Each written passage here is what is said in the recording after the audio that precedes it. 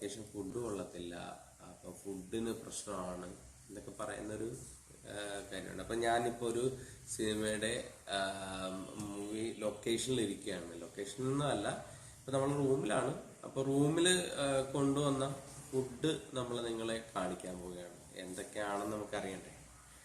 ഈ പറയുന്നതെല്ലാം സത്യമാണെന്ന് കരുതരുത്.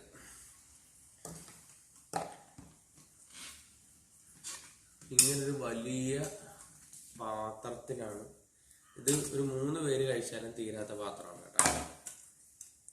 അതിന് മാത്രം ഫുഡുണ്ട്. നോക്കാം.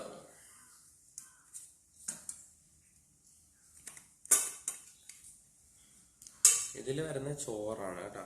ചോറ് ഒരു സെറ്റ്.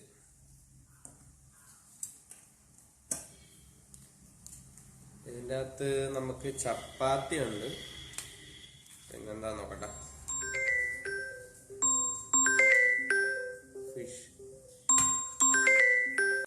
ഫിഷ് ഫ്രൈ ഉണ്ട്.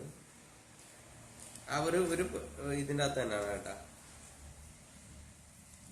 ചമ്മന്തി എനിക്ക് ഇഷ്ടമാണ്.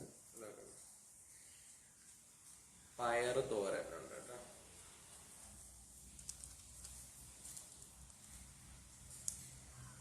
പിന്നെ ഇത് നമ്മുടെ പയറും കുമ്പളങ്ങയും തേങ്ങയൊക്കെ ഇട്ടൊരു പരിപാടിയില്ലേ, അതിന്റെ പേര് എനിക്കറിയത്തില്ല.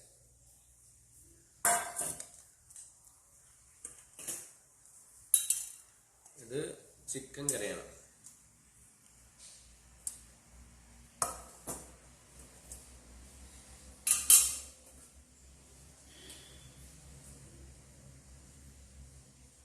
ഇത് ഫിഷ് കറിയല്ല. നീ മനസ്സിലാക്കാണെന്ന് മണപ്പിച്ച് വെക്ക്. ഫിഷ് കറിയാണ്.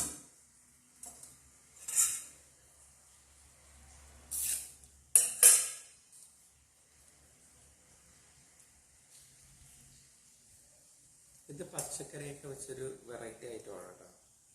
എന്തൊക്കെയാ ഐറ്റംസ് ഉണ്ടെന്ന് എനിക്കൊന്ന് നമ്മുടെ ചീര ഉണ്ടെന്ന് തോന്നുന്നു നമ്മുടെ നാട്ടില്ല.